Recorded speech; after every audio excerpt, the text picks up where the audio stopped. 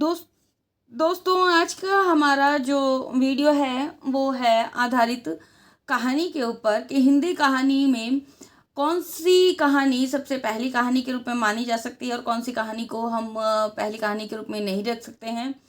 तो दोस्तों हिंदी कहानी जो है वो वास्तव में आज के वर्तमान में सबसे सशक्त विधा बन करके विकसित हुई। आज कहानी के पाठक अन्य सभी विधाओं की तुलना में सर्वाधिक हैं, यानी कि कहानी को अधिकतर लोग पढ़ना पसंद करते हैं। यही कारण है कि पत्र पत्रिकाओं में कहानियों की मांग सर्वाधिक है। यही नहीं अपितु कई पत्रिकाएं तो केवल कहानी पत्रिकाएं ही हैं जो समकालीन कथाकारों की स्तरीय कहानियों के साथ साथ उभरते हुए कहानीकारों की कहानियां भी छापती हैं। विगत 90 वर्षों में हिंदी कहानी ने जो आशा के साथ में प्रगति की है वह उत्साहवर्धक है। दोस्तों अन्य सभी गद्य विधाओं में की अपेक्षा आज की हिंदी कहानी में युग बोध की क्षमता सबसे अधिक दिखाई पड़ती है। उपन्यास और कहानी दोनों में ही कथा तत्व विद्यमान होता है। अतः प्रारंभ में लोगों की यह धारणा थी कि उपन्यास और कहानी में केवल आकार का ही भेद है, उपन्यास बड़ा हो जाता है और कहानी छोटी हो जाती है। किंतु अब यह धारणा निर्मूल हो चुकी है। ज्यों ज्यों कहानी की शिल्प विधि का विकास होता गया, उपन्यास से उसका पार्थक्य भी अलग झलकने लगा। वास्तव में कहानी में जीवन के किसी एक अंग या संवेदना की अभिव्यक्ति होती है, जबकि उपन्यास में जीवन की समग्रता का अंकन किया जाता है। स्पष्ट है कि कहानी की मूल आत्मा एक संवेदना या एक प्रभाव है। कहानी का प्रमुख उद्देश्य भी कम से कम शब्दों में उस प्रभाव को अभिव्यक्त करना मात्र है।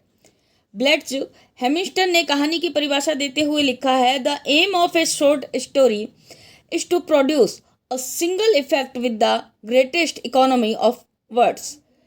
हिंदी के प्रसिद्ध कवि एवं कथाकार अज्ञे के अनुसार कहानी एक सूक्ष्मदर्शी यंत्र है जिसके नीचे मानवीय अस्तित्व के दृश्य खुलते हैं। हिंदी कहानी की विकास यात्रा का प्रारंभ 1900 के ईस्वी के आसपास ही मानना समीचीन है, क्योंकि इससे पूर्व हिंदी में कहानी जैसी विधा का सूत्रपात ही नहीं हुआ था। हिंदी की प्रथम कहानी कौन सी है, यह एक विवादास्पद प्रश्न है। इस संबंध में जिन कहानियों का नाम लिया जा सकता है वे देखिए कौन कौन सी हैं। रानी केतकी की कहानी, लेखक हैं इसके मुंशी हिंसा अल्लाह खां। राजा भोज का सपना, इसके लेखक हैं शिव प्रसाद सितारे हिंद। इंदुमती, इसके लेखक हैं किशोरी लाल गोस्वामी। दुलाई वाली, इसके लेखक हैं बंग महिला। एक टोकरी भर मिट्टी, माधव राय सप्रे। 11 वर्ष का समय, आचार्य रामचंद्र शुक्ल। इनमें से प्रथम दो कहानी कला प्रथम दो में यानी कि दो पहली जो कहानियां हैं उनमें कहानी कला के तत्व विद्यमान नहीं हैं, अतः उन्हें हिंदी कहानी की श्रेणी में नहीं रखा जा सकता। आचार्य रामचंद्र शुक्ल ने इंदुमती को ही हिंदी की प्रथम कहानी यानी कि मौलिक कहानी माना, जिसका प्रकाशन हुआ सन 1900 ईस्वी में सरस्वती में। किंतु शिवदान सिंह चौहान के अनुसार यह कहानी शेक्सपियर के टेम्पेस्ट का अनुवाद है, अतः मौलिक रचना नहीं कहा जा सकती। सरस्वती पत्रिका में ही सन 1930 में आचार्य रामचंद्र शुक्ल की कहानी 11 वर्ष का समय प्रकाशित हुई तथा 1907 में बंग महिला की दुलाई वाली कहानी भी छपी। इधर नवीन अनुसंधानों के आधार पर यह सिद्ध हुआ कि सन 1901 में एक टोकरी भर मिट्टी कहानी का प्रकाशन छत्तीसगढ़ मित्र नामक पत्रिका में हुआ था, जिसके लेखक थे माधव राय सप्रे। अतः यही हिंदी की सर्वप्रथम मौलिक कहानी कही जा सकती है। हिंदी कहानी के विकास का अध्ययन करने के लिए हम कथा सम्राट प्रेमचंद को यदि केंद्र बिंदु मान लें तो उसे 4 भागों में विभक्त कर सकते हैं।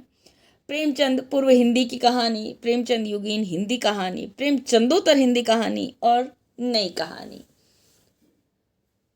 तो कैसा लगा है दोस्तों वीडियो? अगर अच्छा लगा हो तो प्लीज़ लाइक, कमेंट और शेयर करना ना भूलिएगा।